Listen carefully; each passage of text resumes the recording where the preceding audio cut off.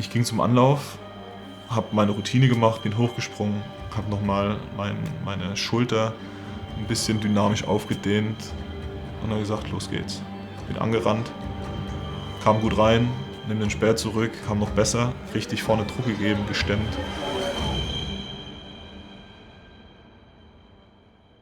Felix, hast du Zeit? Geht so. Bei der langen Story halt.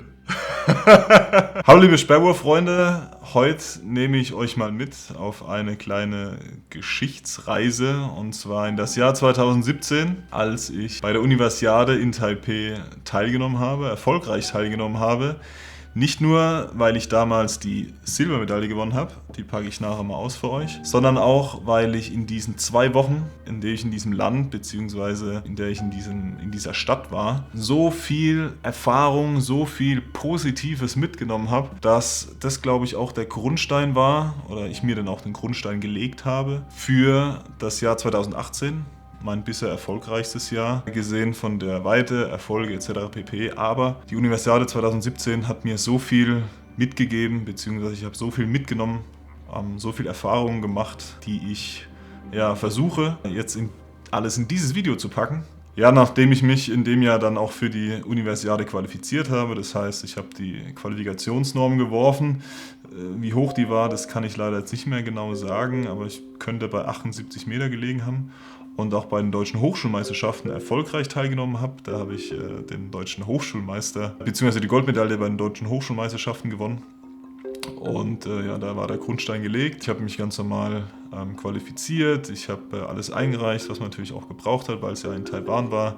Auch mit Visa etc. pp. Hat ja dann alles der Deutsche Hochschulverband gemacht. Der Deutsche Hochschulsportverband heißt er, glaube ich, richtig. Ja, dann ging es im August nach der WM in London, wo ich Achter wurde, ging es dann los. Ich glaube, ein paar Tage später saß ich dann auch schon im Flieger von Frankfurt nonstop Richtung Taipei. Ja, ich habe mich schon sehr, sehr drauf gefreut auf die 2 Wochen Universiade, die dann noch vor mir dann lagen. Ja, ich habe direkt am Flughafen ein paar neue Freundschaften geschlossen. Ich habe auch Athleten getroffen, natürlich, die ich über die Leichtathletik schon kannte, aber auch von anderen Sportarten. Ich meine, als Sportler kommt man immer relativ zügig ins Gespräch, was man macht, woher man kommt, etc. pp. War erstmal sehr gute Atmosphäre, alle waren super gut drauf, super happy, da jetzt gleich in Flieger Richtung Taiwan zu gehen. Und ja, als wir vor Ort waren, hat auch alles super geklappt mit dem Transfer vom Flughafen ins Universiadedorf. Universiadedorf war meines Erachtens sehr groß. Ich meine, ich war leider bis dato noch bei keinen Olympischen Spielen dabei, also kann ich nicht sagen, wie es beim Olympischen Dorf oder im Olympischen Dorf aussieht, beziehungsweise bisher ausgesehen hat. Kann ich nur von Erfahrung von anderen Sportlern berichten. Von daher für mich war es sehr, sehr groß. Da wurden Wohnhäuser hingestellt, die auch nach der Universiade auch verkauft bzw. glaube ich vermietet wurden an die Bevölkerung von Neu-Taipei. Also das Universiadedorf war nicht in Taipei, sondern Neu-Taipei. Das ist sozusagen, bei denen wird man sagen Stadtteil, bei uns wird man sagen eine zweite Stadt nebendran. Weil von Neu-Taipei nach Taipei war es roundabout, also vom Universiadedorf ins Stadion war es roundabout, glaube ich, eine 45-minütige Fahrt mit dem Bus. Also, das ist ja alles, ging ja nahtlos alles über. Also alles sehr, sehr groß bei denen. Wie gesagt, zurück zum Universiadedorf. Es war sehr, sehr groß. Und wir haben da uns muss ich kurz überlegen, ich glaube zu 8 ein Apartment geteilt mit 3 Zimmern. Also ich war mit einem weiteren auf dem Zimmer, wenn das kleinste Zimmer. Ich war mit einem Hammerwerfer auf dem Zimmer. Woran ich mich auch sehr gut erinnern kann, war die hohe Luftfeuchtigkeit, die dort herrscht. Ich meine, da waren auch Mitte, Ende August waren dort 32, 33 Grad und Luftfeuchtigkeit jenseits der 90. Also wir hatten immer zwischen 90 und 95% Luftfeuchtigkeit. Das heißt, man ist kaum außer Haus gewesen, hat man schon angefangen zu schwitzen. Ich bin im Trainingsstadion maximal eine Runde eingelaufen, nicht weil ich Werfer bin, sondern weil du es einfach nicht anders ausgehalten hättest. Jeder schattige Platz war eigentlich belegt. Man hat sich da dann natürlich auch arrangiert, da die Tage noch vor der Qualifikation fit gehalten, warm gehalten, im wahrsten Sinne des Wortes warm gehalten. Und ich habe da auch sogar Trainingsbestleistung auf einmal geworfen. Also ich war sehr erstaunt, dass es auf einmal so rund lief, aber ich habe mir auch vor der Universiade gesagt, also wenn ich da dabei bin, dann möchte ich gewinnen. Weil ich habe im Internet nachgelesen, dass 2 Jahre zuvor, die war glaube ich in Kasan, die Universiade 2015 in Russland, dass man da mit 81, 70, 72 glaube ich waren das, hat damals ein Finne gewonnen, ja Universiade-Meister geworden ist, also Universiade gewonnen hat. Ja, dann habe ich mir als Ziel gesetzt, ey, das kann ich auch werfen, ich gewinne das Ding. Und irgendwie hat mich das dann auch so beflügelt, weil ich war das erste Mal alleine unterwegs, also alleine in einer großen Meisterschaft unterwegs. Natürlich alleine meine ich jetzt ohne Heimtrainer, ohne Bundestrainer. Wir wurden betreut von Winfried Heinecke. Also die ganze Werfertruppe wurde betreut von einem Trainer, das war Winfried Heinecke aus Berlin. Ich kannte den schon, aber jetzt so, also man kannte sich, aber jetzt nicht als Trainer-Sportler-Verhältnis. So, ich wusste nicht, wie der drauf ist, wie der trainiert, wie der drauf schaut und. Aber ich meine, was soll der groß schon sagen, ein paar Tage vor dem Wettkampf, da geht es ja noch um die Nuancen. Und der hat mich aber auch so unterstützt und es war alles auch ohne Druck, so ganz chillig und ich kam richtig gut rein, dass ich da auch technisch gesehen noch einiges ins Positive umstellen konnte. Ich war auf einmal schneller auf dem Bein, ich hatte auf einmal einen längeren Schritt, längeres Stemmbein, ich kam viel länger an den Speer ran und das hat man auch bei den Trainingswürfen schon gesehen. Ich habe zweimal geworfen, einmal 83 Meter, dann beim zweiten Mal 85 Meter, wie gesagt, Bestleistung damals, Trainingsbestleistung. Und ich habe gespürt, da liegt was in der Luft. Also wenn ich da starte, da knallt's. Und da war Qualitag, beziehungsweise ich muss noch einen halben Tag zurückgehen. Halber Tag heißt der Abend zuvor. So ein mündiger Athlet, wie ich damals war, nicht, dass ich jetzt unmündig wäre oder ähnliches. Ich wollte halt früh ins Bett, weil die Quali war morgens, ich war glücklicherweise in Gruppe B, die Quali war morgens um 10.30 Uhr. Gruppe A hat, glaube ich, um 9 Uhr geworfen und wie ich schon vorhin gesagt habe, das war alles so weit auseinander, Neu-Taipei, Universiadedorf, Taipei, Trainingsstadion bzw. Aufwärmstadion und Stadion an sich, dass man relativ früh dann aufstehen musste. Ich war dann auch schon um 5:30 bin ich aufgestanden, bin dann auch frühstücken gegangen, meine Sachen gerichtet, bin dann, ich weiß es gar nicht mal, um 7, glaube ich, roundabout, dann ins Trainingsstadion gefahren, weil man muss ja noch mit einberechnen, dass man vom Trainingsstadion auch mal ins Stadion muss und da war auch Stadtverkehr.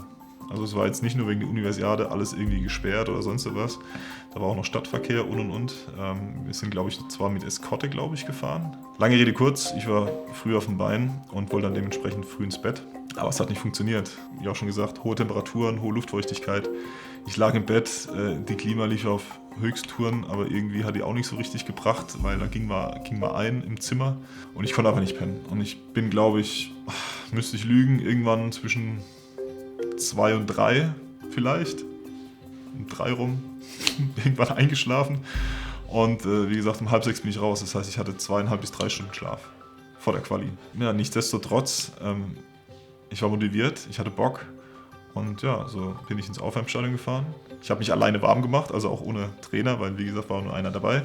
Der war dann schon im Stadion, weil noch, ich glaube, andere Quali noch war. Und habe mich alleine warm gemacht, hat alles auch super geklappt. Und ich habe die Qualifikationsnorm fürs Finale, ich glaube, die war damals bei 76 Meter. Habe ich dann mit 7 Meter übertroffen. Ich habe dann, glaube ich, 83,52 geworfen. Also über 83,5, gleich im ersten, alles abgehakt. Und ich hatte irgendwie so Bock zu werfen, ich wollte eigentlich weiter werfen, aber wie ihr wisst, wahrscheinlich ist es so, dass wenn man die Quali-Weite erreicht hat, egal ob im ersten oder im zweiten, hat man keine Würfe mehr, macht ja maximal 3 Versuche in der Quali, sich fürs Finale zu qualifizieren. Von daher gleich im ersten alles abgehakt, Sachen gepackt und habe mich total gefreut, dass alles so reibungslos geklappt hat natürlich trotzdem. Und Sachen gepackt, wieder ins Universiadedorf gefahren und erstmal Mittagessen gegangen natürlich, Beine hochgelegt und 2 Tage später war ja dann Finale. Wir haben dann einen Tag zwischendrin gar nichts mehr gemacht. Ich bin dann einfach nur spazieren gewesen, mich mit anderen Athleten noch zum Kaffee getroffen. Und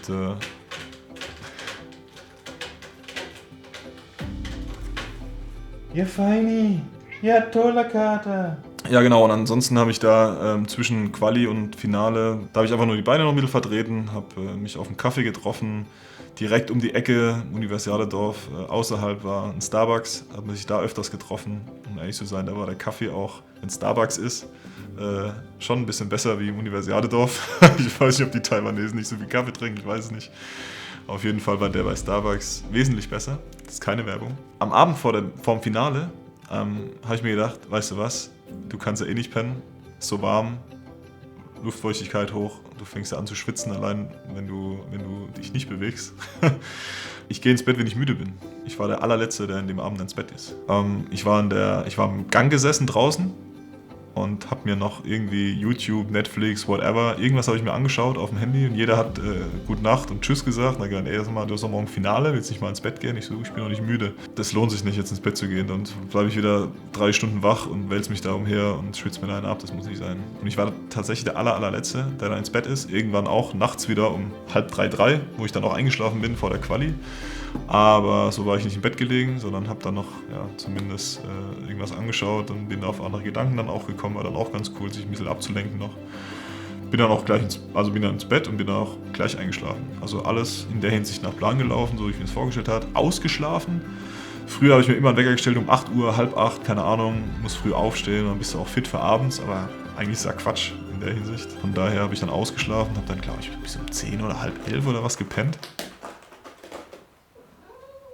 Bin dann gemütlich in die Kantine da gegangen, habe dann spät gefrühstückt und dementsprechend auch spät Mittag gegessen, was dann auch gut war für abends, weil um 18:30 Uhr war dann das Finale und habe mich dann auch dementsprechend wieder 4 Stunden vorher auf den Weg gemacht Richtung Aufwärmstadion. Ich glaube, ich habe mich da auch wieder alleine warm gemacht, weil der Winfried, der war schon im Stadion, weil der hat unter anderem in dem Abend auch noch die Stabhochspringerin betreut. Das lief dann parallel zum Sperrwurf auf der anderen Seite vom Feld. Und das heißt, ich habe mich da auch wieder alleine warm gemacht und es hat auch gut geklappt und man hat schon die Anspannung gemerkt, dass es gleich losgeht. Ich meine, es waren ja 2 Taiwanesen dabei im Finale und dass die sich natürlich da auch gut präsentieren wollten, das war auch ganz klar und die haben sich auch gut eingeworfen und von daher war ich auch sehr gespannt, wie es sich entwickelt, der Wettkampf. Weiß man ja vorher logischerweise nie. Muss ich mal drauf einstellen, so wie es halt kommt. Man kann nur selber, wenn man auf sich dann schaut, man kann nur selbst bei sich was ändern. Die anderen machen ja ihr Ding, so wie man selbst sein eigenes Ding dann auch macht. Dann sind wir da hingefahren und da war Ruhe im Stadion, Ruhe im Bus. Im Stadion war keine Ruhe, da hat man schon die Leute gemerkt, wie sie sich freuen, da Leichtathletik schauen zu dürfen. Es war richtig cool, die Crowd vor Ort, das Publikum, das war einfach richtig, richtig cool, weil die haben nicht nur die Taiwanesen, sondern auch die anderen Sportler unterstützt. Das habe ich 2 Jahre zuvor, 2015 in Peking, waren Chinesen, keine Taiwanesen, ganz anders erlebt. Wenn da jetzt nichts Rotes rumgesprungen ist, am Trikot mit China drauf, haben die überhaupt nicht eingeklatscht, gar nichts. Selbst wenn man selber eingeklatscht hat, haben die gar nicht mitgemacht. Es war in Taiwan ganz anders, ein ganz anderes Volk. Wenn man da eingeklatscht hat, waren die gleich mit dabei und hat die ganze Kurve mitgemacht und das war am Abend genauso. Ja, so hat sich das dann von Wurf zu Wurf reingesteigert. Nicht nur ich mich, sondern der Wettkampf allgemein. Und dann hat sich herauskristallisiert, dass der Huang und der Cheng, die 2 Taiwanesen, auf einmal in die Höchstform auflaufen. Und da haben wir uns gegenseitig so gepusht, dass ich fasse mal alles ein bisschen zusammen, sonst wird es wirklich zu lang, dass ich bis zum letzten Versuch mit 88,33 Meter waren es, glaube ich, geführt habe. Auf dem zweiten Platz war, ich glaube, Cheng war auf dem zweiten Platz, auch mit 86 Metern. Und auf dem dritten dann auch Huang mit 86 Metern, irgendwie sowas. Oder hat Cheng, glaube ich, 87 irgendwie geworfen. Auf jeden Fall, das war so die Platzierung. Ich auf 1, Cheng auf 2, Huang auf 3. Und dann ist halt umgekehrte Reihenfolge. Das heißt, Huang hat als Drittletzter geworfen. Der war dann ungültig. Und dann habe ich auch schon gewusst, okay, ich bin Zweiter. Und dann hat er Cheng geworfen mit seinen unfassbaren 91,36. Der hat seine Bestleistung um 5 Meter hoch geschraubt, sich um 5 Meter gesteigert. Bei einem Sperrwurf kann es passieren, das wissen wir ja. Ja, wenn der Wind dann stimmt und die Thermik stimmt, dass dann natürlich den Speer noch ein paar Meter weiter tragen kann, im wahrsten Sinne des Wortes. Und es hat bei ihm geklappt, bei dem Wurf. Der hat ziemlich hoch abgeworfen. Und dann flog der Speer und hört nicht mehr auf 91,36 Meter. Boom! Aber das ganze Publikum hat gebebt. Also wirklich, die haben getobt, das war richtig laut. 1000 Posaunen und Trompeten liefen da. Das war unfassbar. Die Geräuschkulisse, wow. Das hast du so auch noch nicht erlebt gehabt, also im positiven Sinne. Noch nicht erlebt gehabt. Und ich war voll fokussiert. Also wenn man das ein Video anschaut, wie ich mich dann auch während dem Wettkampf verhalten habe und auch vor dem letzten Versuch, weil ich wusste, die können ja die können kontern. Und das war mir halt vorher bewusst und ich glaube, das war auch dann mein Pluspunkt, den ich da hatte, dass ich schon darauf eingestellt war, dass der Speer noch weiter fliegen kann als diese 88, 33. Und vor meinem letzten Versuch, die 88, 33 habe ich im 5. geworfen. Vor dem letzten Versuch hat der Winfried Heinecke, den Moment werde ich nie vergessen, mir gesagt, du Andi, jetzt lässt du beim nächsten Versuch den Speer oder die Speerspitze 2-3 Grad tiefer und du wirst sehen, du wirst heute das erste Mal 90 Meter werfen. Und dann gucke ich dir in die Augen und sage, alles klar, mache ich. So, als wär's das Gewöhnlichste der Welt, ne? Einfach zu sagen, okay, mache ich so. Und das war, glaube ich, der einzige Gedanke, der bei mir im Kopf war. Ich sagte, lass den Speer 2-3 Grad tiefer, also setz den 2-3 Grad tiefer an und du wirst sehen, du wirst das erste Mal in deinem Leben 90 Meter werfen. Das war das Einzige, was ich in dem Kopf hatte. Ich habe das realisiert, dass er weit geworfen hat. Ich habe das mitgekriegt, dass sich das Publikum so gefreut hat. Ich habe alles mitgekriegt. Aber unbewusst. Das war wie so ein Automatismus, der auf einmal dann lief. Und ich war nur auf den Moment fokussiert. Und ich ging zum Anlauf, habe meine Routine gemacht, bin hochgesprungen, habe nochmal meine Schulter ein bisschen dynamisch aufgedehnt und dann gesagt, los geht's. Bin angerannt, kam gut rein, nimm den Speer zurück, kam noch besser, richtig vorne Druck gegeben, gestemmt. Ich sehe den Speer segeln und segeln und segeln und hört nicht auf. Und auf der anderen Seite waren 2 Tafeln, also 2 Videotafeln. Auf der rechten war dann, wie der aktuelle Stand war vom Speerwurf. Und auf der linken hat man gesehen, dementsprechend der Akteur, also in dem Fall ich, der Speerwerfer, und dann auch wie weit der Speer geflogen ist. Und dann wusste ich, auch vom Publikum her und auch von der Tafel her, dass er viel, viel weiter als die 80 Meter Marke. Es gab keine 90 Meter Marke, weil keiner gedacht hat, dass der Speer so weit fliegt. Dass er viel, viel weit drüber war. In dem Moment wusste ich, okay, der ist Minimum genauso weit. Minimum genauso weit. Und dann habe ich geguckt auf die Tafel, auf die Anzeigetafel rechts vor mir. Das weiß ich auch noch, wo da der Name drauf steht, der Versuch und. Ne? Da kam dann auch gleich die Weite. Und ich wieder auf die Tafel und wieder auf die Anzeigetafel. Große Tafel, kleine Anzeigetafel, große Tafel, kleine Anzeigetafel. Immer wieder hin und her geschaut. Und auf einmal stand da die Weite 91,7. Das allererste, was mir durch den Kopf ging, geil, 90 Meter. Das zweite durch den Kopf ging, das kann nicht sein. Das reicht mir nicht. Das reicht mir nicht. Und dann habe ich tatsächlich mit einem lachenden und einem weinenden Auge lag ich auf dem Boden und habe gesagt, soll ich mich jetzt freuen, weil ich das erste Mal 90 Meter geworfen habe, oder soll ich weinen, weil ich jetzt in dem Moment Gold verloren habe. Aber ich muss sagen, ich kürze es alle ab. Ich habe die Silbermedaille gewonnen. Da ist sie. Die ist richtig super schön verpackt. Ich mache sie für euch erstmal auf.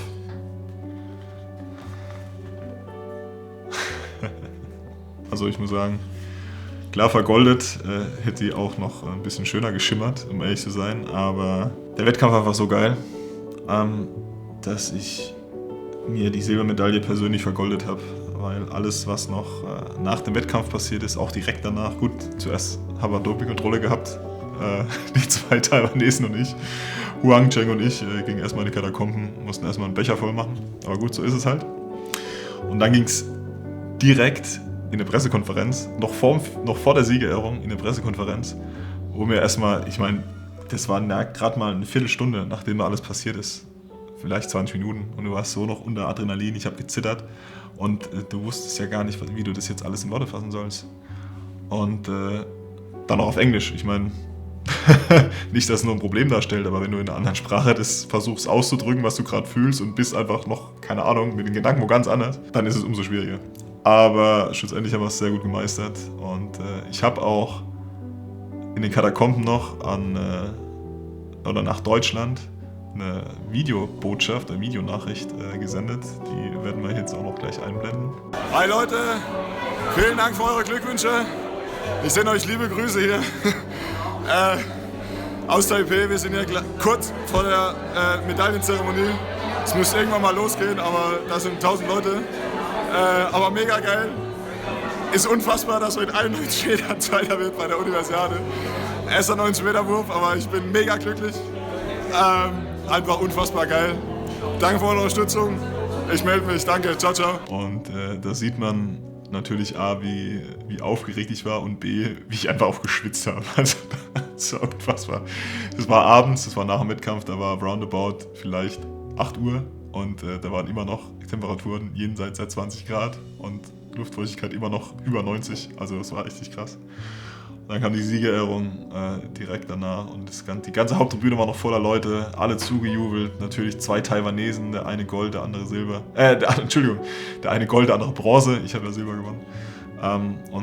Die wollten alle natürlich die sehen, die zujubeln. Die sehen, denen zujubeln, so rum. Und da war die Stimmung richtig, richtig geil. Und da kriege ich jetzt wieder Gänsehaut, wenn ich dran denke. Ich kriege Gänsehaut von der ganzen Story. Das war so der Wettkampf an sich. Und jetzt erzähle ich noch eine kurze Story. Und zwar, das hat mich auch sehr, sehr geehrt, als die Anfrage kam über den Deutschen Hochschulsportverband, beziehungsweise natürlich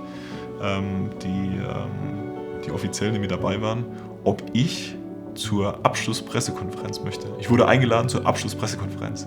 Ich habe Silber gewonnen, Cheng hat Gold gewonnen. Warum wird er nicht eingeladen? Nee, die wollen dich als ausländischen Sportler bei der Abschlusspressekonferenz dabei haben. Ich so, bin ich da alleine? Nein, da war noch eine Taiwanesin dabei, die hat Weltrekord gestoßen, also sie war Gewichtheberin, die ist Gewichtheberin, ob sie es nochmal war Gewichtheberin zu dem Zeitpunkt, ob sie es noch ist, weiß ich nicht. Die hat Weltrekord gestoßen und ich, der die Silbermedaille im Sperrwurf gewonnen hat, wir 2 Athleten waren eingeladen auf die Abschlusspressekonferenz und das war bombastisch. Ich kam da rein und ich saß da auf dem Tisch natürlich erstmal gefühlt 1000 Hände geschüttelt und jeder wollte ein Foto mit mir machen, also die ganzen Fans, die da vor Ort waren. Ich glaube, ich habe, keine Ahnung, gefühlt in den 3 Tagen, 4 Tagen nach dem Finale, keine Ahnung, 1000, 2000 Selfies gemacht. Das war unfassbar, jeder wollte ein Foto mit mir machen. Da dann auch vor Ort und ich kam da rein und da waren ungelogen, ich habe durchgezählt, ich glaube 28 Kameras waren auf uns gerichtet. Also es kann sein, Taiwan ist ja groß, wissen wir ja, von 28 verschiedenen Fernsehanstalten, aber das war unfassbar. Vor so vielen Kameras habe ich bis dato nie mehr gesprochen. Also da war ein Andrang ohne Ende, weil die Universiade an sich für Taiwan so ein großer Erfolg war. Und ich durfte da auch Teil sein, nicht nur als Athlet, sondern natürlich auch jetzt in der Abschlusspressekonferenz und da meine Erfahrungen sagen. Und ich kann einfach nur weitergeben dann auch, es war so eine tolle Erfahrung, die ich da gemacht habe. So viele Eindrücke gesammelt, so viele tolle Menschen getroffen, so viel Positives erfahren, dass ich eigentlich jeden auf dem Weg mitgeben würde, damit teilzunehmen. Das ist ein Wettkampf, ein großes internationales Meeting, ein großer internationaler Wettkampf. Vielleicht für manche der erste oder vielleicht auch der einzige, je nachdem, ob sie es dann schaffen, bei den Aktiven dann auch zur Europameisterschaften, Weltmeisterschaften oder auch Olympische Spiele zu fahren. Aber das ist so ein tolles Ereignis, da fehlen mir jetzt immer noch die Worte. Also wenn ich da alles rückblicke, ich habe die letzten Tage Videos, Fotos angeschaut, das ist einfach unfassbar. Es war unfassbar geil. Auf gut Deutsch gesagt, war unfassbar geil. Puh. Bevor ich hier noch sentimental werde, wenn euch das Video gefallen hat, dann würde es mich sehr, sehr freuen, wenn ihr bei diesem Video den Daumen hoch drückt, wenn ihr den Kanal abonniert, wenn es euch so gut gefallen hat, dass ihr noch einen Kommentar da lässt, würde ich mich auch sehr freuen. Ich lese jedes Kommentar, was mich erreicht. Ich würde sagen, wir sehen uns beim nächsten Mal. Also macht's gut. Ciao, ciao.